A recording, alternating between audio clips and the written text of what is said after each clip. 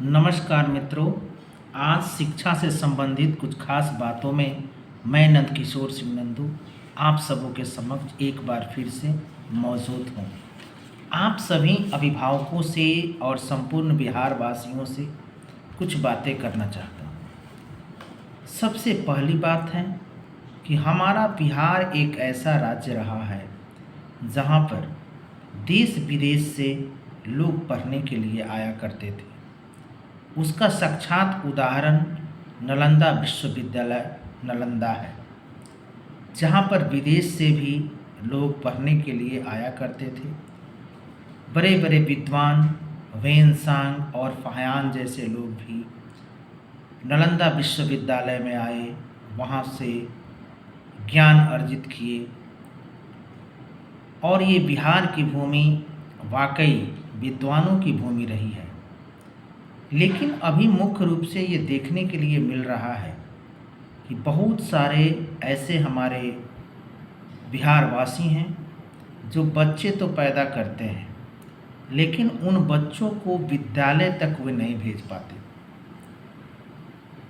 निवेदन है ऐसे लोगों से कि शिक्षा के अधिकार के अंतर्गत हर बच्चा को शिक्षा ग्रहण करना बहुत ही ज़रूरी है और हमारी सरकार भी इसके लिए बहुत ही जागरूक है। लेकिन कुछ ऐसे लोग हैं जो अपने बच्चे को विद्यालय नहीं भेजते। जबकि हम अगर सरकार का बात करें तो सरकार मुख्य रूप से सरकारी विद्यालयों में बच्चों के पठन पाठन से संबंधित तमाम सामग्री उपलब्ध कराई है। जैसे बच्चों के लिए खाना का व्यवस्था, उसके लिए कपड़ा का व्यवस्था, उसके लिए छात्रवृत्ति का व्यवस्था और कॉपी किताब का भी व्यवस्था कराई है। साथ में स्मार्ट क्लास, आईसीटी लैब, अन्य बहुत सारी चीज़ें के साथ साथ विद्वान शिक्षकों की टोली भी अब सरकारी विद्यालयों में आ गई है। लेकिन फिर भी न जाने क्यों वे लोग अपने बच्चों को सरकारी विद्यालयों में पढ़ने के लिए नहीं भेजते।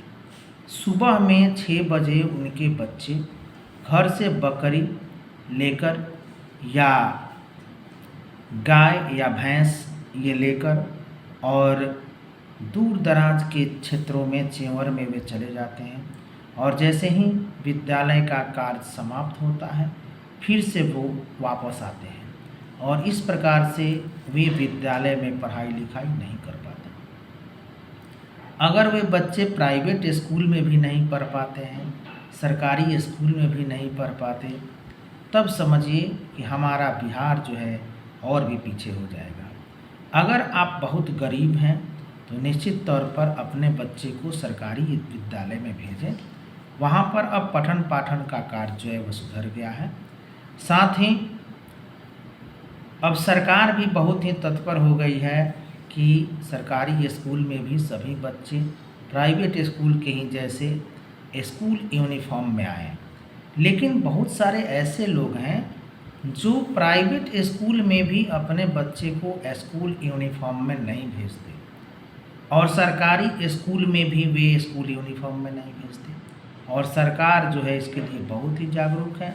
सरकार कहती है हमारे क्लासरूम में जितने सारे बच्चे बैठे हुए हैं वे सबसे पहले एक समान दिखाई दें, एक समान शिक्षा ग्रहण करें।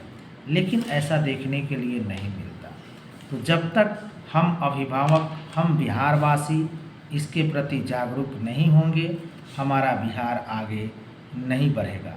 साथ ही यह भी देखने के लिए मिलता है कि बहुत सारे हमारे ऐसे अभिभावक हैं जो बेटियों का नामांकन सरकारी विद्यालयों में कराते हैं और वहीं बेटों का नामांकन प्राइवेट स्कूल में कराते हैं और वो यहाँ पर बेटा और बेटी में कुछ खास फ़र्क देखते हैं, जो कि बहुत ही गलत चीज़ है।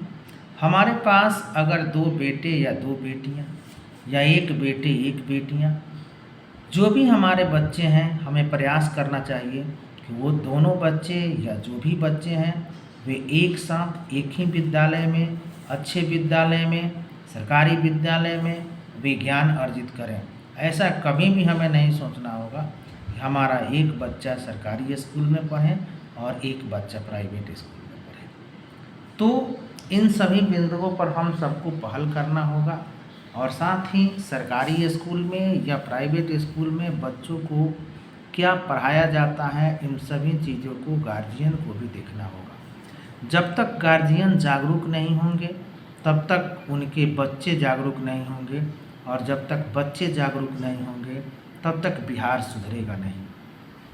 तो बिहार को सुधारने का भी जो हमारी सरकार का पहल है वो बहुत ही अच्छी पहल है और उसका अवलोकन हम सबको करना होगा।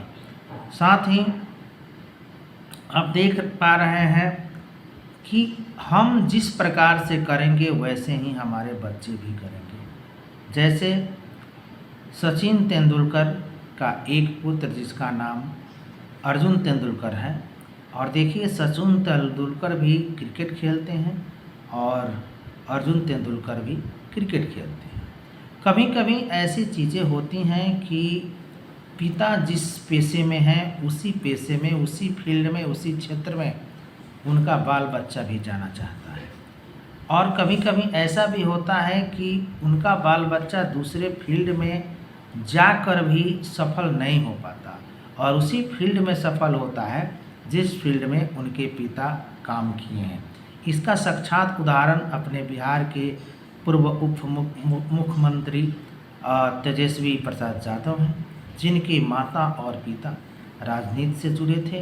तेजस्वी प्रसाद यादव भी क्रिकेट के क्षेत्र में आगे बढ़ना चाहे लेकिन वो सफल नहीं हो पाए और वो फिर से राजनीति में आए और राजनीति में सफल हो गए।